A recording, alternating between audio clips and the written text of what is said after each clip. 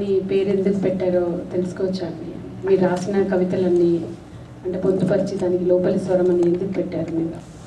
లోపలి స్వరం, లోపలి స్వరం అంటే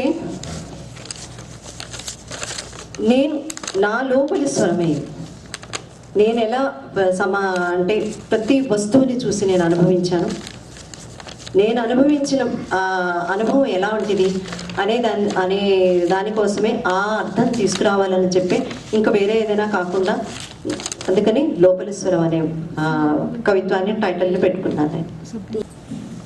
నమస్కారం అండి. నేను రీసెంట్లీ అదే కావ్యగంట గణపతి ముని గారి ఉమా సహస్రనామం చదువుతున్నాను. చాలా బాగుంటుందండి. అండ్ ఇవాళ మీ కవిత్వం అంతా వింటూ ఉంటే మీరు ఎక్కువ సమాజం గురించే రాస్తున్నారు. మీరు ఏదైనా రిలీజన్ మీద, దేవుళ్ళ మీద అలా భక్తితో ఏదైనా రాస్తున్నారా? లేదండి, నేను అంటే దాని మీద భక్తి కానీ రిలీజన్ కానీ నేను ఇప్పుడు రాయలేదు. దాని మీద రాయడానికి కూడా ఆలోచన రాలేదు. ఇప్పటివరకు అయితే నాకు ఆలోచన రాలేదు. నేను సమాజం అండ్ ఇంకొకసారి నా పాత పుస్తకాలు వాటిలో చూస్తే నది, ప్రకృతి, సమాజం, ఈ మూడింటిని నేనే కోణంలో చూస్తున్నాను. నా దృక్పథం ఏంటి అంటే అందరూ చూసే కోణం వేరు, నేను చూసే దృక్పథం ఏంటి, నేను ఎలా రాస్తున్నాను అనే దాని మీద ఈ కవితలన్నీ రాస్తున్నాను. కానీ మీరు అన్నట్టుగా దాన్ని నేను వెళ్ళలేదు, ఆధ్యాత్మికంగా వెళ్ళలేదు. నేను ముఖ్యంగా నేను చెప్పాలంటే వాదాలు ఏది లేదు నా కవిత్వంలో. ఇప్పుడు నేను స్త్రీవాదం అన్నాను అనుకోండి, అది పూర్తిగా పురుషద్వేషం అయిపోతుంది. స్త్రీవాదం అంటేనే పురుషద్వేషం అని నా అభిప్రాయం, అందరి అభిప్రాయం కాదని. ఎందుకంటే పురుషులు చేసే ప్రతి అన్యాయాన్ని ఎదుర్కోవాలి, పురుషులు చేసే ప్రతి అన్యాయం. కానీ నేను నమ్మేది ఏంటి అంటే పురుషులు లేకుండా, పురుష సహాయం లేకుండా స్త్రీ లేదు. అలానే పురుషులు స్త్రీలని అణగదొక్కకుండానూ లేరు. రెండూ జరుగుతున్నాయి. అటు సహాయము అందిస్తున్నారు, ఇటు అంటే అత్యాచారాలు చేసే టైంలో లేదా ఒక భర్తగా లేదా ఒక తండ్రిగా అంటే కుటుంబంలో అణగదొక్కే టైం వస్తే అణగదొక్కుతున్నారు. కాకపోతే నేను సమాజమే ఒక కవిత్వానికి ఆయుధం ఎందుకు అన్నాను అంటే మనం చూసే కోణం ప్రతిదీ ఏది రాసినా సరే సమాజం లేకుండా మనం ఎలా రాయగలం కవిత్వం? సమాజంలో ప్రతి వస్తువు మనకి కవిత్వంగానే కనిపిస్తుంది. ఏదైనా సరే, ఇప్పుడు ఒక స్త్రీ ఇందాక చెప్పినట్టు యాసిడ్ దాడి జరిగిన, లేకపోతే ఎవరైనా అత్యాచారం చేసిన, ఆ నిర్భయ అత్యాచారం జరిగినప్పుడు కొన్ని వందల వేల కవితలు వచ్చాయి ఆవిడ గురించి. అందుకని నేను అనుకున్నది ఏంటి అంటే సమాజంలో మనం ఉన్న సమాజంలోని మన అంశం ఎక్కడి నుంచో వేరే నాలుగు గోడల మధ్యలోంచి రాదు, సమాజంలోంచే వస్తుంది. ఏం తీసుకున్నా అది మనం చెప్పే విధానం బట్టి ఉంటుంది. కొంతమంది దాని సమాజాన్ని ధిక్కరిస్తూ తీవ్రంగా చెప్తారు, కొంతమంది ఆ సమాజంలో ఉన్న బాధని తను అనుభవిస్తున్నట్టు చెప్తారు. ఇలా చెప్పే విధానం బట్టి ఉంటుంది. అందుకనే నేను ఈ అంశాన్ని నేను నా కవితల్లో కూడా అలానే పూర్తిగా నేను దానికే అని కాదు, కానీ అన్నీ ఉన్నాయి నా కవితల్లోని. అటు సమాజం ఉంది, ఇటు ప్రకృతి ఉంది. అంటే నేను ఒక కవయిత్రిగా ప్రతి అంశాన్ని నేను దాన్ని నాకు తగ్గట్టుగా నేనేం చూస్తున్నాను అనే దాన్ని నేను ఇందాకలా సతీష్ గారు చదివారు, డిస్కవరీ ఛానల్ చదివినప్పుడు కళ్ళలో ఉండే కనుపాపలే ఒక చేపల కింద తీసుకున్నాను నేను. వాటిని వర్ణిస్తూ అంటే డిస్కవరీ ఛానల్ చూస్తున్నప్పుడు ఆ చేపలు ఈదుతున్నప్పుడు అనిపించింది అనమాట, ఎస్, నల్లని చేపలు అంటే మన కళ్ళు ఒక చేపల అంటే ఒక ఈదుతుంటాయి.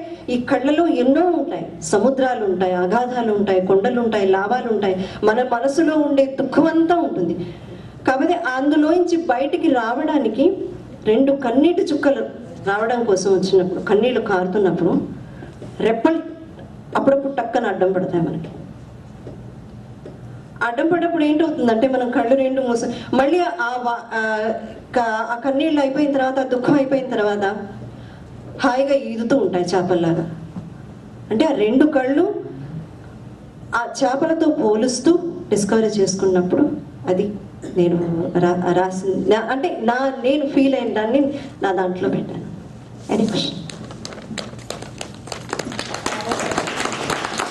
యంగ్ జనరేషన్ ఇండియాలో తెలుగు సాహిత్యం బాగా ఉందా? అంటే చిన్నపిల్లలు 40 years లేదండి, అస్సలు లేదు. అందుకే నేను ఇందాక చాలా ఆనందపడ్డాను ఏంటంటే ఆ అమ్మాయి వచ్చి పాట పాడింది.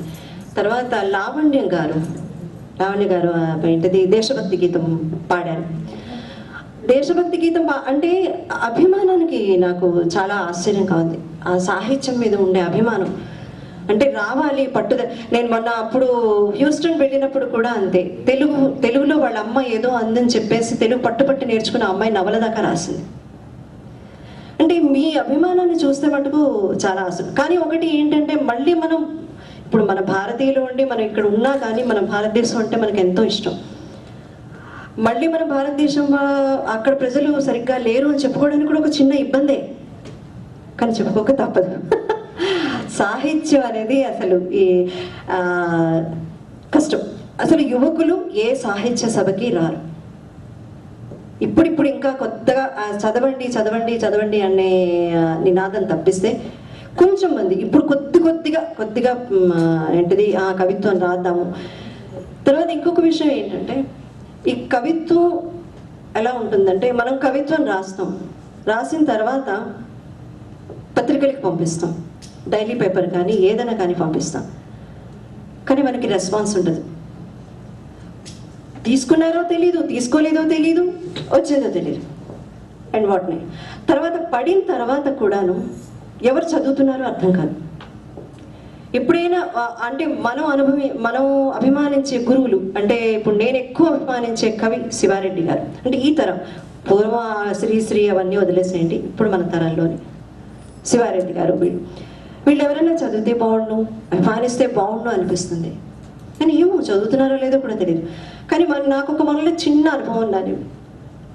పాలపిట్ట అనే మ్యాగజైన్లో ఒక నా కవిత చదివిన తర్వాత ఆయన ఫోన్ చేసి అమ్మ నీ కవిత చాలా బాగుంది అంతే. ఆ రోజు ఎంత అల్ప సంతోషాలు అంటే కవులు ఒక చిన్న పొగడత చాలు, ఒక చిన్న చప్పట్లు చాలు. ఎంత అంటే ఇప్పుడు ఒక కవి రాసే దానికి ఒక కవిత్వం రావాలంటే మీకు నిజంగా చెప్తున్నాను కష్టపడాల్సి వస్తుంది. చెరుపుతాం, మళ్ళీ రాస్తాం, ఈ పదం ఇక్కడ పడలేదు, ఈ పదం ఇక్కడ పడలేదు, ఇంకా బారాయాలి, ఈ పదంలో ఎక్కడో ఏదో తప్పు అయిపోయింది. ఇది బయటకు వచ్చిన తర్వాత ఏముంది ఈ వచన కవిత్వంలో? అటు ముందే మొట్టమొదటి ప్రసంగంలో చెప్పాను, 4 లైన్లు అటు ఇటు నిలబెట్టి రాసేస్తే అయిపోయింది కదా వచన కవి.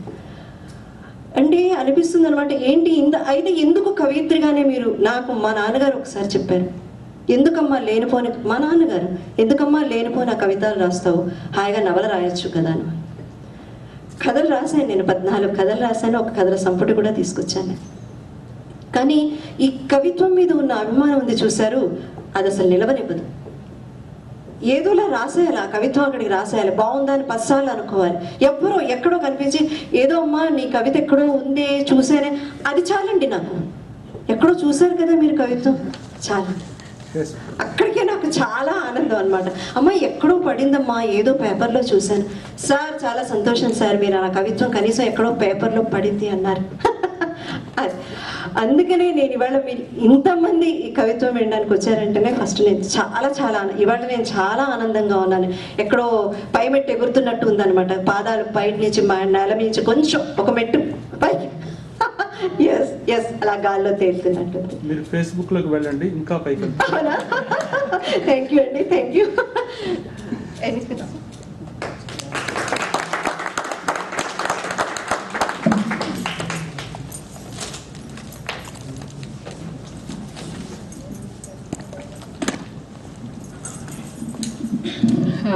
రేణుక గారు చాలా సంతోషం, మీరు ఆస్టిన్ నుండి మా కోసం ఇక్కడికి పొద్దున్నే బస్సులో ప్రయాణం చేసి వచ్చారండి మనందరి కోసం.